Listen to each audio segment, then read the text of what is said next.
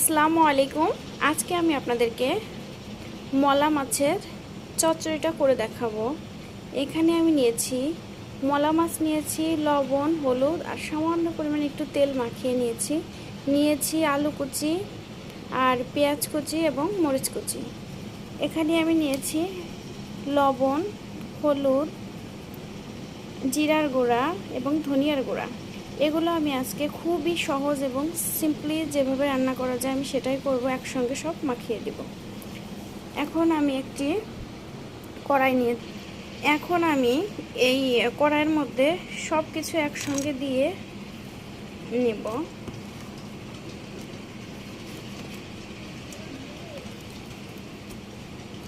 প্রথমে আলু দিয়েছি, এখন মাছ দিয়েছি, এখন দিব হচ্ছে পেঁয়াজ এবং দিব মরিচ,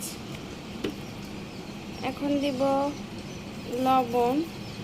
লবণটা পরিমাণ মতো, পরে ইচ্ছা করলে চেখেও দেওয়া যায়। এখন দিচ্ছি হলুদ, দিচ্ছি ধনিয়ার গুঁড়া, দিচ্ছি জিরার গুঁড়া।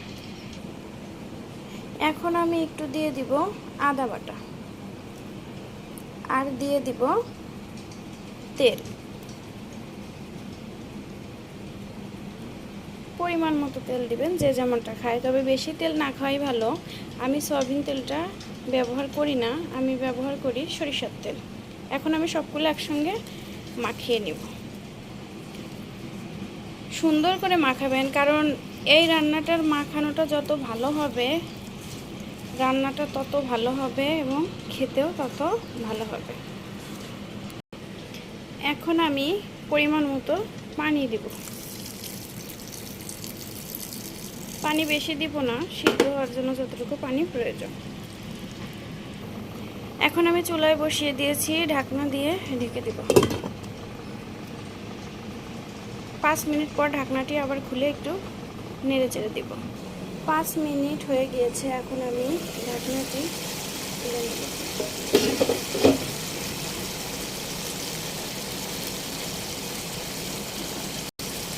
একটু নেড়ে চেড়ে দেব।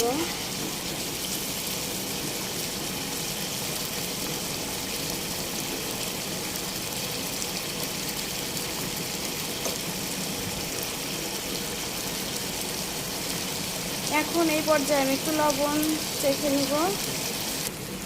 লবণ একটু কম হয়েছে, সামান্য পরিমাণ লবণ শুকানো